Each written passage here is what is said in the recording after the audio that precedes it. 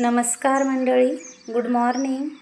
आता वाजले आहेत सकाळचे 6 आणि बाहेर येऊन पाहते तर वातावरण इतकं छान दिसतंय ना। हवा पण खूप चालू आहे, सोबत झिमझिम पाऊससुद्धा चालू आहे आणि वेगवेगळ्या पक्ष्यांचा आवाज कानावर येतोय। चिमणी, कावळे, मोर असे खूप अनेक पक्ष्यांचा इथं सकाळी सकाळी आवाज येतो। दिवसभर येतो तसा, पण सकाळी आणि संध्याकाळी जास्त येतो। तुम्हाला मी मोरांचा सुद्धा आवाज ऐकवेल आणि झाडावर मोरसुद्धा बसलेला आहे, तो सुद्धा तुम्हाला व्हिडिओमध्ये दिसेल। हे पहा किती छान वाटतंय ना, एकदम मस्त। दिवस एकदम आनंदात जातो, एकदम भारी वाटतं। हे पहा झाडावर मोर बसलेला दिसतोय का तुम्हाला? निलगिरीच्या झाडावर मोर बसलेला आहे आणि तो फक्त एकच दिसतोय, पण बाकी खाली जे असतात ना मोर झाडांमुळे ते दिसत नाहीत। जे वरती झाडावर येऊन बसतात ना ते दिसतात, भरपूर असतात। एखाद्या दिवशी बाकीचे खाली असतात, काही झाडांवर असतात।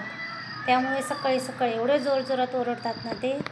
सकाळी घरात काम आवरायला ते मोरांचा आवाज ऐकून एकदम भारी वाटतं, इतकं छान वाटतं ना।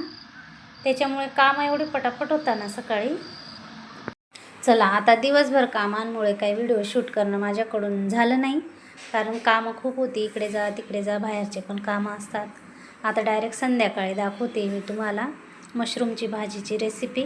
आणि हे आहेत मशरूम। हे मशरूम मी चांगले 2-4 पाण्याने स्वच्छ धुतले, खूप माती लागलेली होती ना त्यांना, आणि धुवून ते थोडेसे कट केले। आणि आता मसाला तयार करते। कांदा, खोबरं, टोमॅटो, लसूण भाजून घेतलं, कढीपत्ता, धने, काजू, कोथिंबीर, तीळ राहिली माझ्याकडून दाखवायची, पण मी नंतर तीळ पण टाकलेली आहे भाजून। हे पहा, असा आता हा मसाला सर्व तयार झाल्यावर याचं मी वाटण तयार करून घेणार आहे। हे बघा, आता आपलं वाटण असं मस्त तयार झालं आणि त्याला फोडणी दिलेली आहे। मिरची पावडर, हळद, काही मसाला वगैरे टाकून छान अशी फोडणी बसलेली आहे।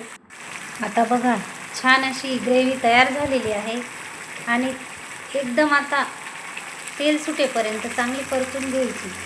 आणि मग आपण जे मशरूम तयार केलेले आहेत ना ते त्याच्यात टाकायचे। वरून मीठ वगैरे, परत कोथिंबीर टाकायची आणि कसुरी मेथी राहते ना आपल्याकडे, ती पण टाकायची। खूप छान चव येते, एकदम भारी मशरूमची भाजी लागते। मशरूमची भाजी आपली तयार झालेली आहे खाण्यासाठी। पण मंडळी, तुम्ही चॅनेलला चांगला सपोर्ट करत नाही। चॅनेलला लाईक करा, कमेंट करा, सबस्क्राईबसुद्धा करा।